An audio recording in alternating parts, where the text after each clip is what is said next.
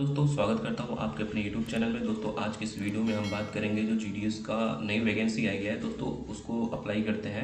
उसके बारे में बात करेंगे कि जीडीएस का फॉर्म कैसे अप्लाई करना है और आप कैसे सही से अप्लाई कर सकते हैं कि आपका जो फॉर्म है वो रिजेक्ट ना हो। दोस्तों देखिए होता क्या है कि बहुत सारे बच्चे जो है गलत फॉर्म अप्लाई कर देते हैं और डॉक्यूमेंट वेरिफिकेशन के टाइम बहुत बच्चों का जो फॉर्म है वो रिजेक्ट हो जाता है। दोस्तों बहुत सारी गलतियाँ बच्चे करते हैं। दोस्तों आपको पता है कि मैं एक जीडीएस कर्मचारी हूँ, already I am working as GDS BPM branch post master. तो दोस्तों जैसे मैंने फॉर्म अप्लाई किया था वैसे मैं बताऊंगा आपको, वैसे फॉर्म अप्लाई करना है। और दोस्तों फॉर्म कहाँ से अप्लाई करेंगे उसके बारे में मैं बताऊंगा, बट अभी जो ऐसे मैं फॉर्म अप्लाई कर रहा हूँ वैसे आप डिटो फॉर्म अप्लाई करिएगा। जो जो चीज़ें इंपॉर्टेंट पॉइंट आएंगी बीच में उसको मैं डिस्कस करूंगा। दोस्तों उसको ध्यान से देखते रहिएगा। चलिए दोस्तों वीडियो को लंबा नहीं करेंगे, जल्दी से फॉर्म अप्लाई करते हैं और आपको बताते हैं जो भी आपको पॉइंट होगा, जो भी आपको दिक्कत होगी, जिस भी पॉइंट पे आपको दिक्कत हो रही है वो आप कमेंट बॉक्स में कमेंट करके पूछ सकते हैं कि इसमें इसको कैसे फॉर्म अप्लाई करना है, यहाँ पे क्या करना है। ठीक है, मैं सभी का रिप्लाई देने की कोशिश करूँगा। तो चलिए दोस्तों फॉर्म अप्लाई करना स्टार्ट करते हैं। दोस्तों देखिए आप ऐप पोस्ट की वेबसाइट पे जाएंगे या India post GDS online .gov जो वेबसाइट है उस पर आप विजिट करेंगे तो सबसे पहले ये लिंक ओपन होंगी, तो आप पहले वाले लिंक पे क्लिक करिएगा। वहाँ पे दोस्तों आपको एक होम पेज आ जाएगा जीडीएस ऑनलाइन इंगेजमेंट का। दोस्तों तो उसमें आप एक रजिस्ट्रेशन कर सकते हैं सबसे पहले, या फिर अप्लाई ऑनलाइन, दो ऑप्शन आपको दिखेगा। तो दोस्तों देखिए इसमें है क्या कि अगर कोई नया कैंडिडेट है जो कभी फॉर्म अप्लाई नहीं किया है वो पहले रजिस्ट्रेशन करेगा, ठीक है, उसके बाद फिर वो अप्लाई ऑनलाइन करेगा। मतलब कि जब रजिस्ट्रेशन नंबर मिल जाएगा उसको फिर वो अपना फॉर्म अप्लाई करेगा। दोस्तों देखिए पहली बात, बहुत सारे बच्चे नए यहाँ पे हैं तो मैं सबसे पहले रजिस्ट्रेशन नंबर से बताऊँगा। फर्स्ट स्टेज 1 से ही स्टार्ट किया जाएगा। दोस्तों सबसे पहले हम रजिस्ट्रेशन करेंगे। दोस्तों जब आप रजिस्ट्रेशन पर क्लिक करेंगे यहाँ पे तो आपको कुछ ऐसे फॉर्मेट आएगा। देखिए दोस्तों अभी पेज ओपन हो रहा है। तो दोस्तों जैसे आप रजिस्ट्रेशन वाले लिंक पे क्लिक करेंगे तो दोस्तों आपको ये एक फॉर्मेट, एक पेज ओपन हो गया आ जाएगा। और इस पेज में दोस्तों सबसे पहले आपको वैलिडेट योर डिटेल्स करने के लिए करके पेज आएगा। उस पेज में दोस्तों आपको मोबाइल नंबर वैलिडेट करना है, ईमेल वैलिडेट करना है, और दोस्तों आपको एप्लीकेंट नाम और फादर्स नेम, ये सारी डिटेल आपको बेसिक डिटेल फिल करना है। इसको फिल करने के बाद दोस्तों एक और पेज ओपन होगा। अगर जब आप यहाँ पे सबमिट करेंगे तो नीचे वाला पेज होगा जिसमें आपको फोटो, अपना सिग्नेचर अपलोड करना है। तो दोस्तों देखिए एक चीज़ मैं आपको बता दूं फॉर्म अप्लाई करने से पहले, दोस्तों इसमें होता क्या है कि जो भी आप डिटेल फिल करेंगे, दोस्तों जो भी डिटेल फिल करेंगे वो आपको ये जो आपकी क्लास 10th में जो भी नाम वगैरह डिटेल लिखा है उसके अकॉर्डिंग आप फॉर्म अप्लाई करेंगे। दोस्तों जैसे होता क्या है कभी कभी आधार कार्ड पे या फिर 10th की मार्कशीट पे लोगों की स्पेलिंग मिस्टेक हो जाती है, तो उस केस में आप 10th की मार्कशीट पे जो भी स्पेलिंग लिखी हुई है वही आप डिटो यहाँ पे फिल करेंगे। जैसे आधार कार्ड पे आप मत जाइएगा, ठीक है, आधार कार्ड का नाम एडिट हो सकता है लेकिन 10th की मार्कशीट पे नाम एडिट करने में बहुत दिक्कत होगी। तो दोस्तों 10th की मार्कशीट में जो भी आपकी डिटेल लिखी हुई है सभी उसे वैसे ही आप एकदम डिटो फिल करिएगा। दोस्तों देखिए मैंने रजिस्ट्रेशन पे सारी डिटेल फिल कर चुका है ऑलरेडी, अपना number, father name, mobile number, सारी चीज़ें मैंने वैलिडेट कर चुका है। और यहाँ पर दोस्तों कुछ डिटेल और चाहिए होती हैं तो जिसमें आप अपना फोटो और सिग्नेचर अपलोड करके दोस्तों यहाँ पे आप सबमिट कर दीजिएगा। ऐसे रजिस्ट्रेशन आप कर लेंगे तो जैसे जैसे आप सबमिट करेंगे तो ऐसे पेज आएगा, फिर यहाँ पे आप सबमिट कर लीजिएगा। आप अपनी सारी डिटेल जो है वो मैच कर लीजिएगा। दोस्तों एक चीज़ और मैं आपको बता दूँ, इसमें एक है 12th नंबर पे आप देखिए कि language studies in secondary school. दोस्तों इसको आप अच्छे से अप्लाई करिएगा। मतलब कि इसमें आप ध्यान दीजिएगा कि आप कौन कौन सी लैंग्वेज आप 10th में, क्लास 10 में पढ़े हुए हैं, वो आपके 10th की मार्कशीट में लैंग्वेज लिखी होगी। तो हिंदी और इंग्लिश मैंने पढ़ा हुआ है तो मैंने इसको सेलेक्ट कर लिया है। तो दोस्तों चलिए, और वेदर एम्प्लॉयड येस और नो में मैंने आपको बताया कि इस केस में क्या करना है कि दोस्तों जब आप इसको सेलेक्ट करेंगे तो इसमें अगर आप येस क्लिक करते हैं, दोस्तों जब आप येस क्लिक करेंगे, जैसे मैं आपको बताता हूँ, करके बताता हूँ। जैसे मान लीजिए दोस्तों यहाँ पे आप येस कर दिए तो आपको यहाँ पे एनओसी मांगेगा, मतलब कि नॉन ऑब्जेक्शनल सर्टिफिकेट। दोस्तों एनओसी आपसे मांगेगा तो आप क्या कर सकते हैं, या तो पहले अपने डिपार्टमेंट से एनओसी बनवा लीजिए, ठीक है, तो आप वहाँ पे रख लीजिए एनओसी बनवा के अपने पास, और उसको ट्रेनिंग के टाइम अप्लाई करना, मतलब देना पड़ता है अगर एनओसी मांगा जाएगा तो। अगर नहीं मांगा जाएगा तो नहीं देना है, बस मोस्ट ऑफ द केसेस नहीं मांगा जाता है, बट वो मांग भी सकते हैं। तो दोस्तों देखिए हम तो यही बताएंगे, अगर आप एम्प्लॉयड भी हैं कहीं तो आप नो करके फॉर्म अप्लाई करिए। जैसे ही आप ट्रेनिंग के लिए जाएंगे तो फॉर आप फिर वहाँ पे अपना रिज़ाइन देके फिर आप ट्रेनिंग कर सकते हैं, कोई दिक्कत नहीं आएगी आपको। तो मैं यहाँ पे नो करके फॉर्म अप्लाई कर सकता हूँ और मैं करता भी हूँ, बहुत बार मैंने ऐसे ही किया है। दोस्तों चलिए अब आगे सबमिट करते हैं यहाँ पे अपना रजिस्ट्रेशन फॉर्म। रजिस्ट्रेशन डिटेल अपना सबमिट कर दिया और यहाँ पे मैंने क्लिक कर दिया, वेरीफाई कर दिया और यहाँ पे मैं सबमिट कर दिया। तो ये सबमिट करने के बाद मेरा रजिस्ट्रेशन डिटेल आ जाएगा और रजिस्ट्रेशन डिटेल, रजिस्ट्रेशन नंबर मिलने के बाद दोस्तों मैं फॉर्म अपना फर्दर अप्लाई कर सकता हूँ। तो दोस्तों रजिस्ट्रेशन नंबर के लिए वेट करेंगे। मेरा रजिस्ट्रेशन नंबर आ गया दोस्तों, इसको आप कहीं नोट कर लीजिएगा, ठीक है, या फिर आप इसमें फ़ोन में फ़ोटो ले लीजिएगा इसका, या आप नोट कर लीजिएगा। ये बहुत इंपॉर्टेंट रजिस्ट्रेशन नंबर। और आपके मोबाइल पे मैसेज भी चला जाएगा, जो रजिस्ट्रेशन नंबर का होता है मैसेज चला जाएगा, बट मैसेज पे ज़्यादा ट्रस्ट नहीं होता है। तो आप फ़ोन में अपने एक फ़ोटो ले लीजिएगा, जिससे कि आपको कोई फर्दर दिक्कत ना हो और आपके फ़ोन में हमेशा आपका रजिस्ट्रेशन नंबर पड़ा रहे। क्योंकि दोस्तों आगे इसकी बहुत ज़रूरत पड़ती है, जैसे कि आप देख ही रहे हैं नई वैकेंसी आई तो रजिस्ट्रेशन नंबर से भी डायरेक्ट अप्लाई हो रहा है। तो दोस्तों चलिए, रजिस्ट्रेशन नंबर मेरा पड़ गया, यहाँ पे रजिस्ट्रेशन डिटेल मैंने डाला हुआ है। अब अप्लाई ऑनलाइन पे मैंने क्लिक किया तो रजिस्ट्रेशन नंबर मैंने पहले से पड़ा हुआ है और मैं किस सर्कल के लिए अप्लाई कर रहा हूँ। और जैसा कि रजिस्ट्रेशन जब पेज खुलता है उसी में मैंने ऑप्शन डाल दिया था, मतलब कि अप्लाई फिल कर दिया, चूज़ कर लिया था उत्तर प्रदेश में अप्लाई कर रहा हूँ। तो अप्लाइंग फॉर जो सर्कल है उत्तर प्रदेश है मेरा, फिर यहाँ पे सबमिट कर लेते हैं, फिर अप्लीकेशन फॉर्म जो है वो स्टार्ट हो जाएगा, मतलब जो पेज है मेन पेज वो ओपन हो जाएगा। तो दोस्तों देखिए, उससे पहले आपके फ़ोन पे एक OTP जाएगा। तो यहाँ पे आप अपने फ़ोन पे जो OTP आया है उसको आप फिल करेंगे, उसके बाद से आपका फॉर्म जो है वो फिल होना स्टार्ट हो जाएगा। तो मैं OTP डाल देता हूँ यहाँ पे। दोस्तों जो फॉर्म आप अप्लाई करेंगे उसको एकदम इत्मीनान से, कोई भी जल्दीबाजी नहीं है, आराम से अप्लाई करिएगा। कोई भी दिक्कत अगर आती है तो आप कमेंट बॉक्स में उसको कमेंट करके पूछ लीजिए। तो दोस्तों देखिए, जो एप्लीकेशन फॉर्म का पेज है वो ओपन हो गया है। यहाँ पे एड्रेस डिटेल में डाल दूंगा। दोस्तों देखिए, मैं जल्दी करके बताऊंगा क्योंकि वीडियो लंबी हो जाएगी। तो इस केस में आपको कोई भी दिक्कत आती है तो कमेंट बॉक्स में कमेंट कर लीजिएगा। ये सारी बेसिक डिटेल है, एड्रेस डिटेल और क्वालिफिकेशन डिटेल में सारी डिटेल डाल के और उसको मैं सेव एंड कंटिन्यू कर दूंगा। तो मैं अपना डिटेल जल्दी डाल। अब दोस्तों एक चीज़ और देख लीजिए, यहाँ पे जब आप क्वालिफिकेशन डिटेल में जब आएंगे तो आप सेलेक्ट बोर्ड, मतलब बोर्ड सेलेक्ट करने के लिए देता है। तो बहुत सारे बच्चे कंफ्यूज हो जाते हैं कि सर मैं जो CBSE बोर्ड से पढ़े होते हैं बच्चे, वो कंफ्यूज होते हैं कि सर मैं central board of secondary education select करूँ या central board of secondary education with additional subject select करूँ। दोस्तों देखिए, होता क्या है कि किसी किसी के 10th किसी किसी के स्कूल में एडिशनल सब्जेक्ट भी होता है, जैसे कि फंडामेंटल ऑफ IT, मतलब जो कंप्यूटर इसको बोलते हैं शॉर्ट फॉर्म में, तो इंफॉर्मेशन टेक्नोलॉजी। तो दोस्तों उसमें होता क्या है कि अगर इसमें कंप्यूटर नॉलेज मांगता है, मतलब आप जब GDS की वेरिफिकेशन के लिए जाएंगे तो इसमें आपको कंप्यूटर नॉलेज या कंप्यूटर सर्टिफिकेट मांग लेते हैं कभी कभी।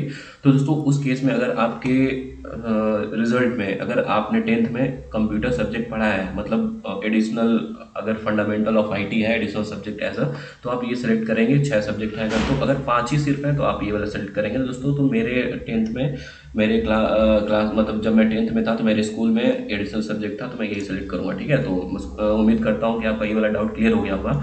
अब देखिए दोस्तों, रिजल्ट टाइप में क्या आता है। दोस्तों देखिए, रिजल्ट टाइप में ये बहुत मोस्ट इंपॉर्टेंट, ये कॉलम दिया है ये मोस्ट इंपॉर्टेंट है। बहुत सारे बच्चों का फॉर्म यही रिजेक्ट हो जाता है।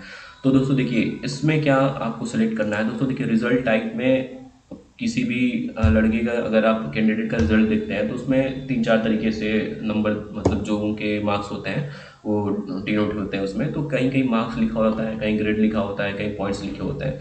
तो देखिए दोस्तों, तो उसमें होता क्या है कि अगर आपके मार्कशीट में अगर सिर्फ मार्क्स लिखा हुआ है, ठीक है, तो आप सिर्फ मार्क्स डालिए। अगर आपके मार्कशीट में ग्रेड इंडिकेट हुआ है तो आप सिर्फ ग्रेड डालिए। अगर आपके मार्कशीट में रिजल्ट में सिर्फ पॉइंट है तो सिर्फ पॉइंट डालिए। लेकिन दोस्तों कन्फ्यूज़न कहाँ होती है, जहाँ ग्रेड और पॉइंट दोनों दिया हुआ है तो आप ग्रेड और मार्क्स दोनों दिया हुआ है तो आप मार्क्स उसमें फिल करिएगा अपने फॉर्म में। तो दोस्तों यही गलती हो जाती है, मतलब आपको सिर्फ जब आपका ग्रेड दिया है तभी आप ग्रेड डालिए, लेकिन ग्रेड के अलावा मार्क्स दिया है तो आप मार्क्स को प्रेफरेंस डालिए, ठीक है, प्रेफरेंस दीजिए। आप ग्रेड को मत कन्वर्ट करिए, मत छूइए। और एक चीज़ और होता है कि लोग क्या कहते हैं, CBSE में जैसे मान लीजिए CGPA ग्रेड पॉइंट होता है तो उसको 9.5 से मल्टीप्लाई करके फॉर्म में अपने अप्लाई करते हैं।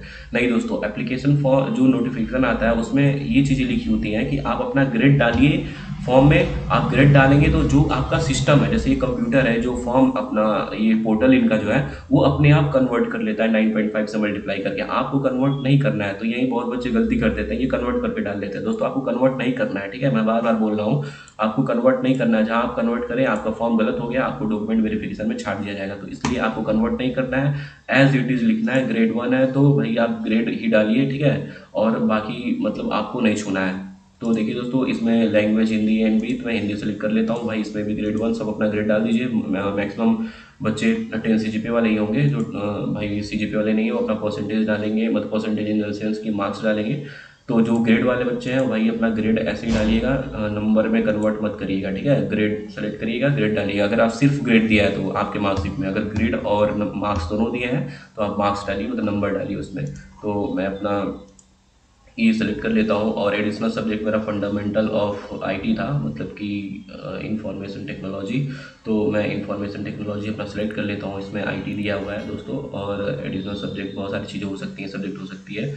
तो मैं अपना इंफॉर्मेशन टेक्नोलॉजी सेलेक्ट कर लेता हूँ। बाकी इसमें भी ग्रेड A1 क्लिक कर लेता हूँ। और दोस्तों इसमें एक चीज़ और है, देखिए इसमें CGPA स्कोर 10 CGPA में डाल देता हूँ अपना। और इसमें एक चीज़ नोट लिखा हुआ है, आप इसको ध्यान से देखिएगा। इसमें लिखा if CGPA is not allotted by your board you may leave this field as blank. मतलब अगर आपके जो एडिशनल सब्जेक्ट में अगर CGPA नहीं दिया है, बस सब्जेक्ट में पास लिख दिया है, तो आप इसको छोड़ दीजिएगा। अगर ओवरऑल में भी CGPA नहीं लिखा हुआ है तो आप ओवरऑल इसको ब्लैंक छोड़ दीजिएगा। और एक चीज़ यहाँ पे भी लिखा है, इंफॉर्मेशन टेक्नोलॉजी में जो एडिशनल सब्जेक्ट है ये बस इंफॉर्मेशन के लिए है। और इसमें ये लिखा हुआ है कि जो आप इसमें ग्रेड डाल रहे हैं तो ऐसा नहीं होगा कि इसमें आपको मेरिट में इंक्लूड किया जाएगा। इस नंबर को मेरिट में इंक्लूड नहीं किया जाएगा। बस मेरिट में इस 5 सब्जेक्ट से ही आपकी मेरिट बनेगी, ठीक है। तो उम्मीद करता हूँ समझ में आ गया होगा दोस्तों। तो इसको मैं सेव एंड कंटिन्यू करता हूँ। अब आगे का फॉर्म अप्लाई करते हैं। अब आगे फॉर्म अप्लाई करेंगे दोस्तों, आप वीडियो में बने रहिएगा। और जैसे मैं फॉर्म अप्लाई कर रहा हूँ वैसे सेम टू सेम आप फॉर्म अप्लाई करिए, इत्मीनान से अप्लाई करिए। कोई जल्दीबाजी नहीं है, जल्दीबाजी करेंगे तो जल्दीबाजी के चक्कर में आपका फॉर्म गलत हो जाएगा, फिर आप सिलेक्शन से वंचित रह जाएंगे, फिर आपका सिलेक्शन नहीं हो पाएगा। तो दोस्तों जैसे जैसे मैं अप्लाई कर रहा हूँ वैसे वैसे आपको फॉर्म अप्लाई करना है। तो अभी ये मैंने सेव एंड कंटिन्यू कर दिया है। अब आगे हम प्रेफरेंस चूज़ करेंगे, और वो भी बताऊंगा आपको प्रेफरेंस कैसे चूज़ करना है। आप प्रेफरेंस मतलब जिस तरीके से मैं बता रहा हूँ उस तरीके से आप चूज़ करिएगा, तो मैक्सिमम चांसेस रहेंगे कि आपकी मनपसंद जो है पोस्ट मिल जाएगी, और आपका जो सिलेक्शन के चांसेस हैं वो भी बढ़ जाएंगे। तो दोस्तों वैसे ही प्रेफरेंस चूज़ करिएगा जैसे मैं आपको बताऊंगा अभी। तो दोस्तों देखिए ये प्रेफरेंस वाला पेज ओपन हो गया है। अब मैं यहाँ पे अपना प्रेफरेंस चूज़ करूँगा। और दोस्तों देखिए इसमें हम उत्तर प्रदेश सर्कल के लिए अप्लाई कर रहे हैं। उत्तर प्रदेश सर्कल में बहुत सारे डिवीज़न होते हैं। अब हम किस डिवीज़न के लिए सेलेक्ट करेंगे, बांदा डिवीज़न में मैं काम कर रहा हूँ इस टाइम। मैं आजमगढ़ डिवीज़न में अप्लाई करता हूँ। तो दोस्तों देखिए आजमगढ़ डिवीज़न में मैंने ये सेलेक्ट कर लिया है। और यहाँ पे दोस्तों मैंने डिक्लेयर कर दिया ये कि यस, और उसके बाद सेव एंड प्रोसीड कर देता हूँ। उसके बाद प्रेफरेंस चूज़ करने के लिए आएगा दोस्तों। देखिए प्रेफरेंस चूज़ करा है दोस्तों। देखिए अब प्रेफरेंस सेलेक्ट करने के लिए ये सारे आ गए हैं पेजेस। तो देखो दोस्तों, देखिए इसमें जो है आजमगढ़ डिवीज़न में बहुत सारी वैकेंसीज़ आई हैं। तो बहुत सारी वैकेंसीज टोटल मतलब कि 83 वैकेंसीज़ हैं आजमगढ़ डिवीज़न में। तो दोस्तों मैं क्या करूँगा कि सारे वैकेंसीज जितनी वैकेंसीज आई हैं सबको मैं सेलेक्ट करूँगा। और एक चीज़ और है, अब इसको सेलेक्ट कैसे करना है। अब देखिए आप, ये बहुत बच्चे ये करते हैं कि आगे से जो 10 ये पोस्ट दी हुई हैं बस उन्हीं को सेलेक्ट करके छोड़ देते हैं, बाकी बाकी किसी को नहीं सेलेक्ट करते हैं। बस आगे का 10 करेंगे उसके बाद छोड़ देंगे। लेकिन दोस्तों आपको ऐसा नहीं करना है। आपको करना क्या है कि आपको सारी प्रेफरेंसेस जितने दिए हुए हैं सबको सेलेक्ट करना है, A to Z सेलेक्ट करना है, ठीक है। मतलब 83 दिया हुआ है तो आपको 83 प्रेफरेंसेस सेलेक्ट करना है। और 83 प्रेफरेंस जो है वो कैसे सेलेक्ट करना है मैं अभी आपको बता रहा हूँ दोस्तों। देखिए ये बहुत सारे बच्चे करते हैं कि आगे का 1 2 3 4 5 6 7 8 9 10 तक करके बाकी इधर का छोड़ देते हैं। दोस्तों ये पेज दिए हुए हैं, यहाँ पे भी सीटें हैं, ठीक है। जो आपके घर के पास में है उसको पहले आप प्रेफरेंस दे सकते हैं। बट मैं तो, अगर आप अपना जो सिलेक्शन है उसको सिक्योर करना चाहते हैं जैसे मैं बता रहा हूँ वैसे करिए, ठीक है। बाद में भाई 1 साल बाद ट्रांसफ़र लेके हम कहीं भी जा सकते हैं, अपने होम डिस्ट्रिक्ट में भी जा सकते हैं। तो दोस्तों देखिए सबसे पहले हम क्या करेंगे कि जो प्रेफरेंस सेलेक्ट करते हैं वो हम पीछे से सेलेक्ट करेंगे। मतलब कि जो प्रेफरेंस है वो हम पेज नंबर 9 पे पहले जाएंगे, ठीक है। क्योंकि बहुत सारे बच्चे करते क्या है, जैसे मैंने अभी बताया कि आगे से सेलेक्ट करते हैं और पुराने सेलेक्ट करेंगे, छोड़ देंगे। तो दोस्तों इसीलिए मैं आपको बता रहा हूँ आप सबसे पहले पीछे से सेलेक्ट करिए, ठीक है। पीछे से, क्योंकि बहुत सारे बच्चे होते हैं, मैक्सिमम मतलब मान लीजिए अगर 10 बच्चे हैं, 10 बच्चों में से 8 बच्चे आगे सेलेक्ट करते हैं और मैक्सिमम 50 तक जाते हैं, उसके बाद छोड़ देते हैं, थक जाते हैं। दोस्तों आप देखिए यहाँ पे मैं प्रेफरेंस ABPM का है, ABPM तो मैं, अगर मुझको प्रेफरेंस सेलेक्ट करना है तो मैं ABPM बाद में सेलेक्ट करता हूँ। सबसे पहले मैं BPM को चूज़ करता हूँ। तो दोस्तों देखिए मैं BPM को सबसे पहले BPM पोस्ट को सेलेक्ट कर लूँगा, उसके बाद फिर मैं ABPM को सेलेक्ट करूँगा। तो कहने का मतलब क्या है कि यहाँ से अगर मैं पोस्ट सेलेक्ट करना स्टार्ट करता हूँ मैं यहाँ 1 डालूंगा, ठीक है, कि मेरा पहला प्रेफरेंस ये है, दूसरा प्रेफरेंस ये है, तीसरा प्रेफरेंस ये है। दोस्तों देखिए एक चीज़ मैं बता रहा हूँ आपको कि ऐसे आपको प्रेफरेंस नीचे से ऊपर लेके जाना है और 1 तक जाएंगे। और यहाँ पे 83 टोटल सीट है। तो आप जब फर्स्ट पेज पे जाएंगे तो जो पहला आपका पोस्ट है उसको आप 83 डालिएगा, ठीक है। अब देखिए एक चीज़ और मैं आपको बताता हूँ कि इसमें दोस्तों देखिए ABPM है, तो मैं इसको नहीं सेलेक्ट करूँ यहाँ पे। एक मैंने बस आपको समझाने के लिए मैं यहाँ पे बताया हूँ। दोस्तों देखिए मेरा क्या है कि मैं सबसे पहले BPM को सेलेक्ट करता हूँ, ठीक है, क्योंकि BPM में थोड़ा बहुत जो TRC है वो 2000 ज़्यादा मिलता है ABPM से। उसका 12,000 TRC होता है और ABPM का 10,000 TRC होता है। तो दोस्तों मैं BPM को सेलेक्ट करता हूँ और BPM को सेलेक्ट करूँगा तो उसको मैं नंबर 1 डालूंगा, लेकिन पीछे से ही जो पीछे से जो पहला BPM का पोस्ट आएगा मैं उसको नंबर 1 डालूंगा, ठीक है। जैसे मान लीजिए दोस्तों मैं आपको दिखाता हूँ। जैसे मान लीजिए दोस्तों ये तिलखारा पुराधनी जो है ये BPM का पोस्ट है यहाँ पे 80 नंबर पे, तो इसको मैं 1 डालूंगा, ठीक है। उसको 1 2 करते करते मैं ऊपर तक जाऊंगा और ये सारे पहले BPM को 1 2 3 नंबर दे दूंगा, मतलब 1 2 3 सेलेक्ट कर लूँगा। उसके बाद फिर मैं आऊँगा ABPM के लिए, फिर उसके बाद फिर चाक सेवक के लिए, ऐसे मैं सेलेक्ट करूँगा। तो प्रेफरेंस उम्मीद करता हूँ आपको समझ में आ गया होगा प्रेफरेंस कैसे सेलेक्ट करते हैं। तो दोस्तों देखिए ये डेमो वीडियो है, मतलब कि मैं फॉर्म एग्जैक्टली मैं अप्लाई नहीं करूँगी, मैं ऑलरेडी GDS वर्क कर रहा हूँ ब्रांच पोस्ट मास्टर। तो मैं आपको बता दिया हूँ कैसे आपको अप्लाई करना है। बाकी मैं फॉर्म जल्दी से आगे बढ़ाता हूँ अपना प्रेफरेंस डाल के। जो भी मुझको प्रेफरेंस डालना है 2-3 मैं बस आपको डेमो देने के लिए डाल दे रहा हूँ। बाकी मैं आगे आपको बताऊंगा फॉर्म कैसे अप्लाई और करना है, कैसे आप फॉर्म को सक्सेसफुली अप्लाई कर सकते हैं। तो दोस्तों देखिए मैं ऐसे ही रैंडमली 1 2 3 डाल देता हूँ। वैसे मैं आपको बता दिया हूँ कैसे फॉर्म अप्लाई करना है आपको। आप ध्यान में रखिएगा कि फॉर्म को ऐसे ही अप्लाई करें। दोस्तों ये हो गया, मैं प्रेफरेंस सेलेक्ट कर लिया और हमेशा मैं प्रेफरेंस पीछे से सेलेक्ट करता हूँ, ठीक है, क्योंकि चांसेस ज़्यादा होते हैं सिलेक्शन के। अब दोस्तों देखिए इसमें लिखा हुआ है क्या कि आप जो डॉक्यूमेंट वेरिफिकेशन आप जो कराना चाहते हैं वो आप कहाँ पे डॉक्यूमेंट वेरिफिकेशन किस डिवीज़न में कराना चाहते हैं।